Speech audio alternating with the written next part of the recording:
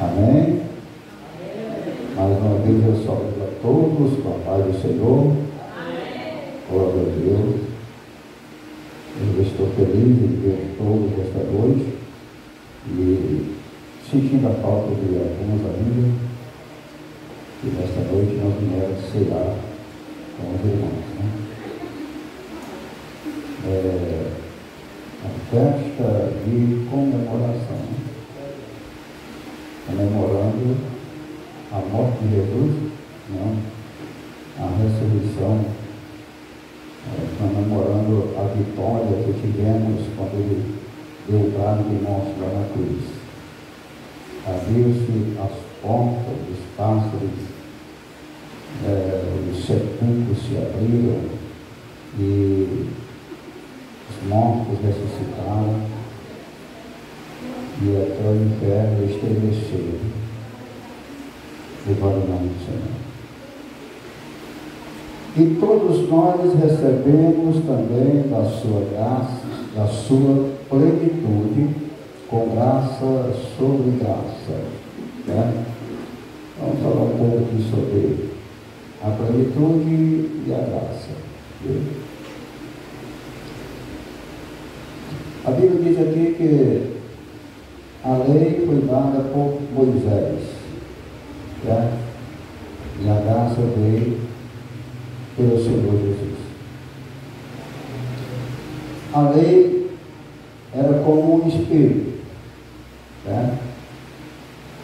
Você chega diante do espelho e vê como é que está o seu rosto, né? Se está sujo ou se está limpo. Se tiver sujo, porém, o espelho mostra que está sujo, mas ele não limpa o seu rosto, né? Ele não tira o sujo. Assim era a lei. Mostrava o pecado, mas não limpava do pecado, né? Não purificava do pecado. Aí veio a graça, né? O que é a graça? Favor imerecido de Deus para conosco. Isso quer dizer que nós não merecíamos esse favor tão grande que Deus nos fez. Capítulo 2 da carta aos Efésios, versículo 8, Paulo diz que é pela graça que sois salvos, mediante a fé. Isto não vem de vós, é dom de Deus, né? Nesta plenitude recebemos dele da sua plenitude, né? Vamos entender o que é esta plenitude. Plenitude é algo que é completo, é pleno, certo? Então quer dizer que Jesus, como homem aqui no nosso meio, no meio dos homens, no meio do povo, normalmente, naturalmente, um homem andando no meio dos outros, mas este homem era cheio da plenitude de Deus. No capítulo 1,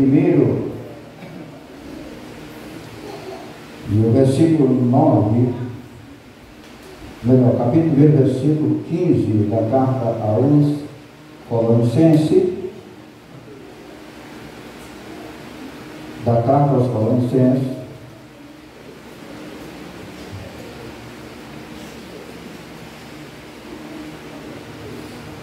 certo? Colossenses capítulo 1, versículo 9, ele diz, olha, porque nele habita corporalmente toda a plenitude da divindade. Certo? Paulo confirmando que nele habita corporalmente toda a plenitude da divindade. Isto, Colossenses capítulo 1, versículo 9. Capítulo 2, versículo 9. Capítulo 2, versículo 9. Colossenses. Toda a plenitude da divindade. Quer dizer, ele era completo, certo? Desta divindade de Deus. Então, alguém andando com Jesus, chegando e tocando nele, estava tocando completamente em Deus. Amém? Isso era muita honra, muito privilégio. Alguém chegar e tocar em Jesus. Aquela mulher, ela teve assim, uma revelação tão profunda, que ela disse: se eu estou somente tocar nas suas vestes, eu serei curado. Porque ela conheceu que ele não era algo natural, era sobrenatural. Aleluia. Ela conheceu, ela foi revelada, que Jesus não era algo natural, que nem os outros, arrastando a multidão, todo mundo queria estar junto dele, porque realmente tinha muita plenitude, era completo. E quem não queria estar perto de Jesus? Até mesmo Herodes, que queria matá-lo, mas Herodes, a Bíblia diz que ele queria ver Jesus e conversar com ele, estar perto dele. Ameaçava Jesus, mas no mesmo instante ele queria estar perto de Jesus. E com todas as ameaças de Herodes com Jesus, a história diz que Jesus, quando veio para Jerusalém, alugou uma casa bem de trás do palácio de Herodes. Eu morava perto dele. Os dias que passaram em Jerusalém, ficava perto de Herodes. Isso quer dizer que ele não tinha medo de Herodes. Não andava assustado, assombrado. A única coisa que Jesus não queria era que ele fosse proclamado rei dos judeus. Pessoalmente fosse apresentado rei de Israel, rei dos judeus. Mas ele não tinha medo de chegar e entrar. Quando trouxeram a notícia para ele que Lázaro estava morto, ou estava doente, ele ficou ainda mais 4 dias lá onde ele estava.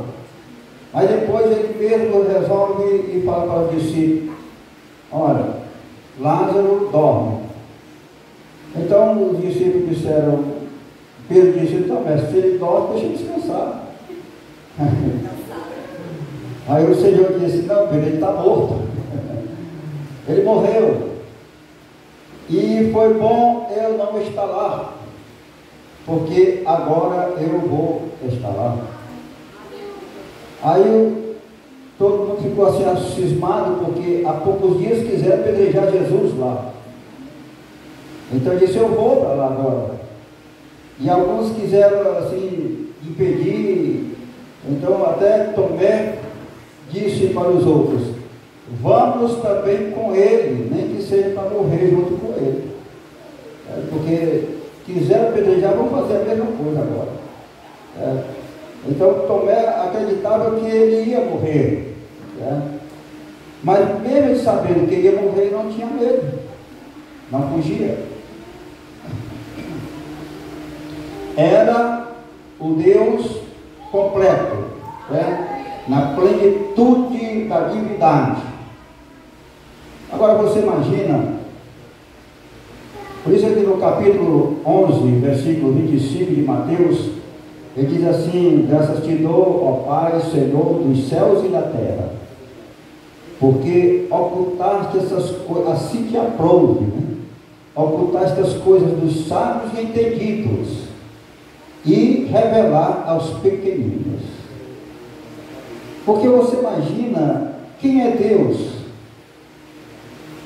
e quantas pessoas ignoram, que parece que acha que ele mesmo, essas pessoas mesmo se acham serem Deus, com tanto poder, com tanta força de mesmo resolver as coisas do seu jeito.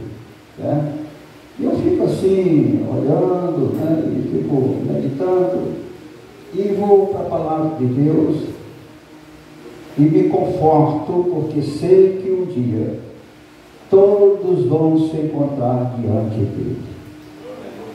Aí quem não sabe quem é Deus agora, nesse dia vão saber quem é Deus.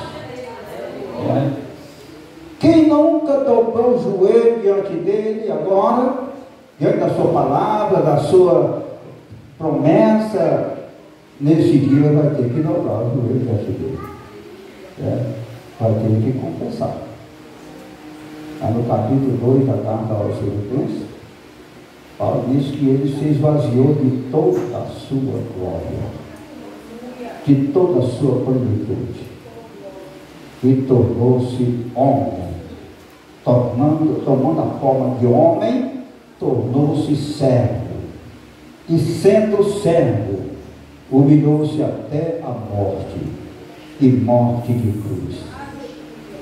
Mas pelo que Deus o exaltou, e deu a ele o nome que está sobre todo nome, e todo joelho em cima dos céus e embaixo da terra há de se dobrar diante dele, e toda língua confessará que ele é Senhor, para a glória de Deus Pai. Então nesse dia todos vão comparecer. Apocalipse diz que é grandes e pequenos, vivos e mortos. Os mortos vão ressuscitar, os vivos vão ter que se deslocar até onde ele está, para se apresentar diante dele. O profeta Zacarias chama esse dia de o grande dia do Senhor. O grande dia do Senhor. Isto, ele dá o significado de que esse dia não será como o dia de hoje. O sol nasceu e se pôs. É um dia singular. E não há igual. É um dia que só vai passar quando o Senhor julgar todas as nações, grandes e os pequenos. Agora, aprove a Deus nós estarmos lá nesse dia também. Amém? Nós vamos estar lá nesse dia também. Agora, aprove a Deus nós estarmos no lado dos sacerdotes, junto com ele, julgando também as nações, certo? Vamos todos estar lá. O significado do arrebatamento da igreja é que ela vai ter que ser levada aos céus, para ser julgada lá nos céus. E lá o julgamento da igreja não será como o julgamento do mundo. O julgamento da igreja será para premiação. Jesus disse: as minhas recompensas estão comigo, e eu darei a cada um segundo as suas obras. Então a igreja, o apóstolo Paulo disse que cada um dará conta de si mesmo perante o tribunal de Cristo. Aí todos vão se encontrar, a igreja vai se encontrar perante o tribunal de Cristo, e agora ele é advogado, advogado das causas perdidas, mas nesse dia ele é o juiz. E o julgamento de Jesus com a igreja não é para uma sentença de condenação, é para uma premiação. Quer dizer, cada um vai ser julgado segundo as suas obras e receber seu prêmio, sua recompensa. A parábola dos talentos, Jesus disse que cada um chegou e apresentou o seu trabalho. O Senhor me deu 5 talentos, eu consegui duplicar. Aqui mais outros 5. O homem ficou muito agradecido e disse: servo bom e fiel, entra agora no gozo do teu Senhor. Foi o segundo também a mesma coisa, mas já o terceiro já foi diferente. Servo mau, não desempenhou o seu papel. Se tu tivesse pegado esse um talento só, mas tivesse dado aos credores, aos banqueiros, teria dobrado. Você teria agora que dar 2 talentos. Porque quando a Bíblia fala de talentos, não está falando de coisa pouca não. Um talento representava muita coisa. Um talento naquela época representava o quê? De 30 a 40 quilos de ouro. Um talento. Então o homem teria nas mãos de 30 a 40 quilos de ouro para ele negociar. É um valor aquisitivo. Então ele perdeu, dispensou a oportunidade de ter multiplicado. quando chega na presença lá do seu Senhor, porque é o mordomo, a mordomia e o mordonato. Mordomos somos nós que cuidamos das coisas de Deus. Mordomia são as coisas de Deus, que entrega para nós cuidar. E o mordonato é a prestação de conta. É o dia em que vamos prestar conta com ele, para apresentar o seu trabalho feito e receber a sua recompensa. Porque ninguém até agora trabalha para Deus para receber recompensa. Não tem salário, não tem pagamento, não tem recompensa. Certo? Então o que você fizer para Deus, faça com alegria, faça com felicidade, com satisfação, sem nenhum constrangimento. Porque isto você vai receber a sua recompensa, de acordo com o que você faz. Quando ele diz aqui que nós recebemos dele a sua plenitude também, então nós temos parte nessa natureza. O apóstolo Paulo, o apóstolo Pedro, lá na primeira carta, carta de Pedro, capítulo 4, capítulo 3, versículo 4, da primeira carta de Pedro, ele diz que nós também fazemos parte da natureza divina. Temos agora em nós parte da natureza divina. Não somos mais só naturalmente, Porque o homem no seu natural, ele é pecaminoso, só tem pendência para o pecado. Quando ele tem algo de Deus, da divindade de Deus na sua vida, então ele tem uma pendência para servir a Deus. Ele vai dispensando as coisas materiais e o seu tempo ele procura reservar para servir a Deus, porque ele tem uma parte agora da plenitude de Deus na sua vida e faz parte da natureza divina. Por isso que o crente tem um desejo de almejar as coisas celestiais. Paulo diz que ele nos tirou lá das coisas mundanas e nos fez assentar nas regiões celestiais. No capítulo 1 da carta aos Colonicenses, o versículo e o versículo 11, Paulo diz assim, olha, ele nos tirou do império das trevas, ou seja, da potestade das trevas, e nos transportou para o reino do Filho do seu amor. Olha que coisa gloriosa. Aonde nós estávamos, que Jesus tirou, da onde Jesus nos tirou? Da potestade das trevas, ou seja, do império das trevas. Nós estávamos no domínio de Satanás, estava fazendo do jeito que ele queria que fizesse, e agora o Senhor foi lá e resgatou, tirou deste poder satânico das trevas e transportou para o reino do Filho do seu amor.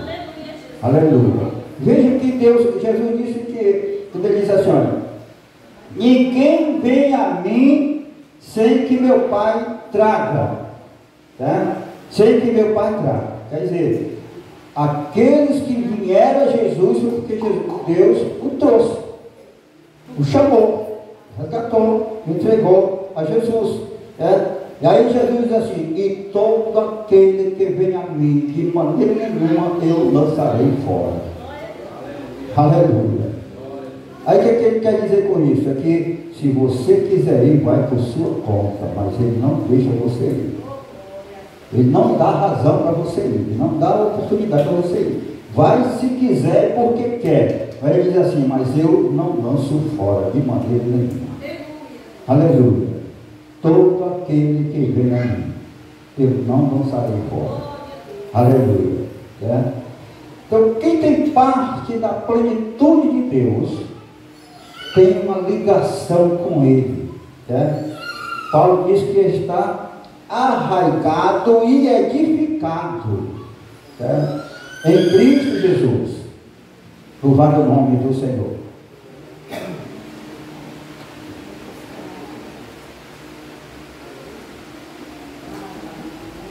Glória a Deus.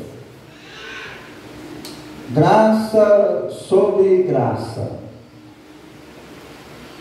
Porque a lei foi dada por Moisés, mas a graça e a verdade vieram por Jesus Cristo. Glória a Deus. Veja bem. O autor da carta aos Hebreus diz que, no capítulo 11, no versículo 27, que pela fé, Moisés deixou de ser chamado filho da filha de Faraó, para andar pelo deserto com o povo de Israel,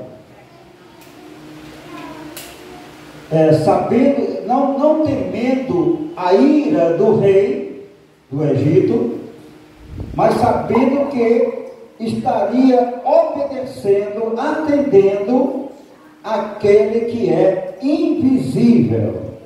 Aleluia. Aquele que é invisível. E agora veja bem, isso é coisa de fé. Pela fé, Moisés vai nessa direção, através de alguém que era invisível. Mas Paulo, ainda escrevendo aos Colossenses, no capítulo 2, versículo 15, que ele é a imagem do Deus invisível, que Cristo é a imagem do Deus invisível. Quer dizer, Paulo, o João está dizendo aqui que ninguém viu a Deus, só unicamente o Filho que ele o enviou, que era Jesus. Mas agora, olhando para Jesus, estaria olhando para o próprio Deus. Ele é a imagem do Deus invisível, estando no meio dos homens. Por isso Jesus chega em Jerusalém. A Bíblia diz aqui que é o menor versículo da Bíblia, quando diz assim, e Jesus chorou. É um versículo pequenininho, só diz essa palavra, e Jesus chorou. Quando Jesus entra em Jerusalém, ele olha para aquele povo, judeu, que vinham para a festa de todos os lugares do mundo ao redor, vinham para a festa de Jerusalém, mas não se aquietavam, não paravam, não entravam no templo para adoração, para ficar, era aquele movimento, sabe? Comprando, vendendo, entrando e saindo, passando para lá e para lá, e não se aquietavam. Eu não sei se os irmãos já participaram, eu acredito que sim, de festas de igrejas, de padroeiros dos interior, acho que já participaram, né? Que é dessa mesma forma. Você chega, eu, por exemplo, quando eu era solteiro, eu fui em muitas dessas festas lá no nosso interior, eu não entrava nem na igreja. Eu só andando, rodeando os outros, rodeando a terra, e passeando por ela. É o demônio puro. Entendeu? Então era assim a festa de Jerusalém. O povo entrava e saía. Até que uma festa dessa foi quando José e Maria perderam Jesus. No compra e vende, anda e passa para lá e para cá, perderam Jesus. Entendeu? Então nessas festas assim, quando Jesus chega que olha aquela situação, povo só andando para lá e para cá, para cima e para baixo, o seu objetivo, parece que não tinha sentido na vida, a festa era de uma adoração a Deus, mas não tinha um povo linkado com aquele momento de adoração, de servir a Deus. E a Bíblia diz que Jesus, olhando para aquela situação, chorou. Amém? Aquele jovem ali, o barbarismo aí, glória a Jesus. Aí veja bem, por que então chorou? Sentindo a opressão daquele povo, o esvaziamento daquele povo, ao vazio de Deus. Aí ele chega, procura um lugar de destaque e se sobe ali, trepa-se ali, e exclamou bem alto, dizendo: se alguém tem sede, venha a mim e beba. Porque quem crê em mim, como diz as Escrituras, rio de água viva fluirão do seu interior. Louvado o nome do Senhor. Como diz as Escrituras, rio de água viva fluirão do seu interior. Aí ele continua dizendo: Jerusalém, Jerusalém, tu que mata os profetas e apedreja os que a ti foram enviados. Ah, Jerusalém, se tu soubesse o dia da tua visitação. Eu interpreto essa palavra, Jesus dizendo assim: ah, se tu soubesse, Jerusalém, quem está aqui no meio de vocês? Ah, se vocês soubessem quem é que está aqui. Louvado o nome do Senhor. Vocês falavam, vocês sentiam agora o que é o gozo do Espírito de Deus. Louvado o nome do Senhor. Jerusalém, ah, se tu soubesse o dia da tua visitação. Porque o povo estava vazio de Deus. Vazio de Deus. Nem a lei de Moisés não estava mais o satisfazendo. Nem a lei de Moisés não estava mais fazendo eles se achegarem ao templo para adorar o Senhor. Estavam fartos, fora. Isaías, lá no capítulo 55, ele diz assim: ó, vós que tendes sede, vinde às águas, e cheguem e comprem sem preço e sem dinheiro vinho e leite.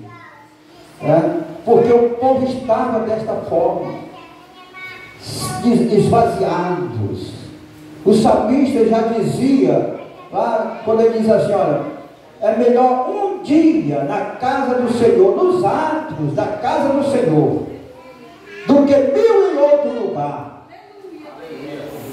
Porque na casa do Senhor há fartura de alegria. Aleluia. Ele estava dizendo isso quando Isaías diz assim: vinde comprar sem vinho e leite, sem preço e sem dinheiro. Isaías estava dizendo: lá na casa do Senhor você não precisa pagar nada, você vai receber uma alegria, um gozo, um prazer, e não precisa pagar. Louvado o nome do Senhor. Porque o povo não estava com o compromisso de vir adorar o Senhor. Não sentia a responsabilidade de se aproximar de Deus, de recompensar para com Deus aquilo que já havia recebido. Porque nós, seres humanos, somos desplicentes, descuidados. Paulo diz que não sejam descuidados, mas é o que nós somos, descuidados. Somos negligentes para com Deus e queremos tudo de bom de Deus. Queremos tudo de bom de Deus. Deitado numa rede com as pernas cruzadas, balançando, e ele dizendo: eu quero trabalhar para o Senhor. E nem sai de casa. Somos dessa forma. Queremos o melhor. Por isso, Deus está nos chamando para um momento estreito. Deus está começando a fechar um círculo que mais tarde nós vamos saber quem é crente e quem não é. Quem está mesmo servindo a Deus e quem está só de aparência. Quem é o edificado, arraigado, e quem é só o superficial, o nominal, que não conhece ainda as profundezas de Deus, que está só andando por aparência, está só seguindo pelo que os outros falam, mas não pelo que conhece. Jó disse: eu te conhecia pelo que falava, mas agora os meus olhos te veem. Louvado o nome do Senhor. Mas por que Jó falou assim? Porque ele perseverou em um momento que nenhum de nós era capaz de perseverar. Às vezes até canta um louvor e diz: a paciência que tu deste a Jó, né? A fé que tu deste a Abraão. Nem imagina o que foi que Deus deu a Abraão e deu a Jó antes de dar aquela fé, aquela paciência, né? Paciência de Jó. E essa história de Jó aqui na Bíblia não é apenas uma história de carunchinha, não, né? Não é apenas uma lenda, não, né? É uma verdade. Há uma fonte teológica que diz que a história de Jó é uma lenda, e Deus permitiu que fosse colocado na Bíblia para consolar os seus servos em momento de aflição. Mas eu discordo desta teoria, porque a história de Jó, ela é verídica e serve para nos orientar que somos capazes de vencer as nossas provações e dificuldades contando com a ajuda de Deus. Louvado o nome do Senhor, né? Porque quem consola é o Espírito de Deus, não é uma historinha contada por alguém, né? É o Espírito Santo de Deus, o Consolador, que dá força, que dá poder, né? Que dá fé para vencer, para perseverar. Apocalipse capítulo 3, ele diz assim: olha, como tu foste perseverante na minha palavra, eu também te guardarei da provação que há de vir sobre todos os homens da terra. Louvado o nome do Senhor. Também te guardarei da provação que há de vir sobre os homens da terra. Como tu foste perseverante, persevera, guarda o que tens, né? Na carta aos Efésios, Paulo diz que é pela graça que sois salvos. Vamos entender o que esta graça nos salva, né? Por que então que somos salvos pela graça? Porque não é pelas obras. O crente não faz as obras de Deus para ser salvo. Ele faz porque ele é salvo.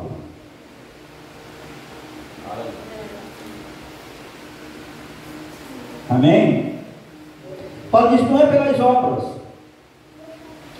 Quer dizer, não é pela esmola que dá, não é pelo favor que faz, não é pela compaixão por alguém. É graça de Deus. Lá na carta de Paulo a Tito, ele diz que a graça de Deus foi enviada, trazendo salvação a todos os homens. A graça de Deus foi enviada, trazendo salvação a todos os homens. Jesus foi enviado, trazendo salvação aos homens. Que salvação é essa? A salvação para a vida eterna, a redenção da alma, a libertação da alma, da escravidão para a liberdade, para a libertação por Deus.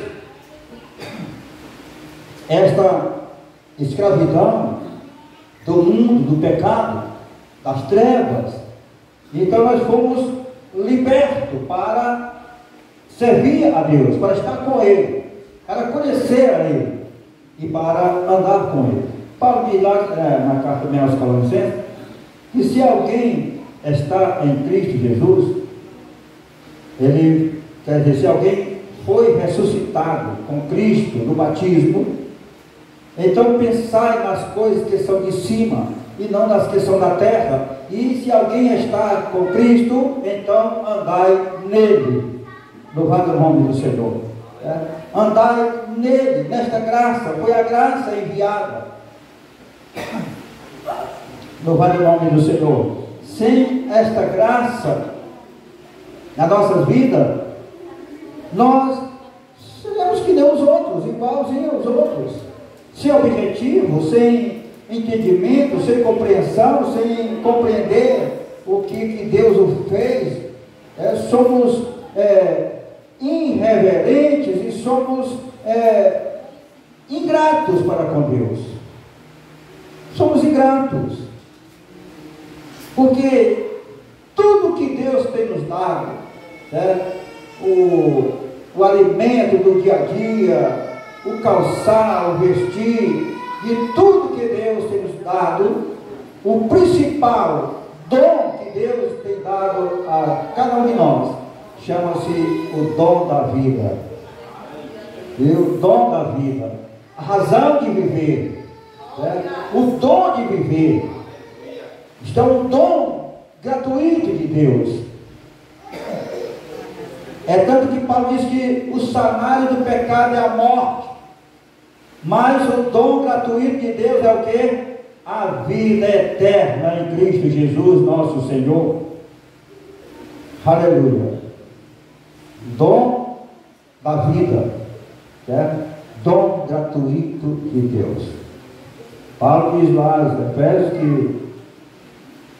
que ele subiu aos céus e deu dom aos homens. Deu dom aos homens. E a uns ele deu para ministros, e outros para pastores e mestres, e outros para apóstolos, para edificação da sua obra. Glória a Deus. Aleluia. Lá na carta aos Hebreus,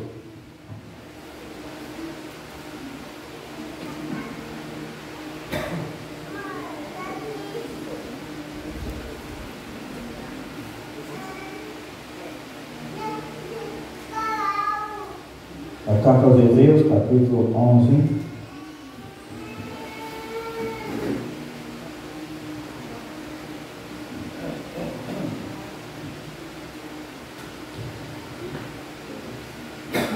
Vou falar aqui sobre esta passagem de Moisés.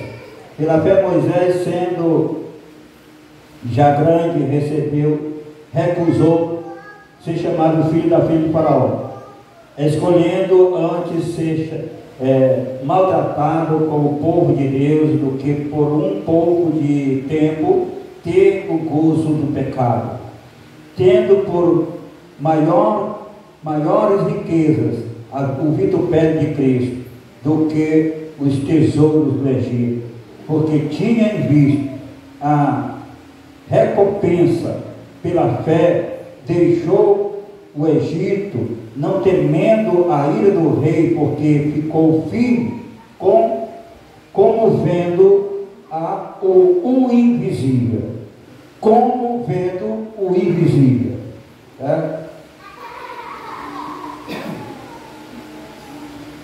Tendo por maior vitupério, tendo por maior riqueza o vitupério de Cristo. Isso parece até uma contradição. Alguém deixar uma riqueza prevista, né? Até o apóstolo, assim, o autor da carta aos Hebreus diz que ele, tendo uma carreira proposta, desprezou a ignominia, né? Abraçando a morte da cruz. Louvado o nome do Senhor, né? Então você vê, Moisés tinha tudo para ser cotado a ser um faraó do Egito,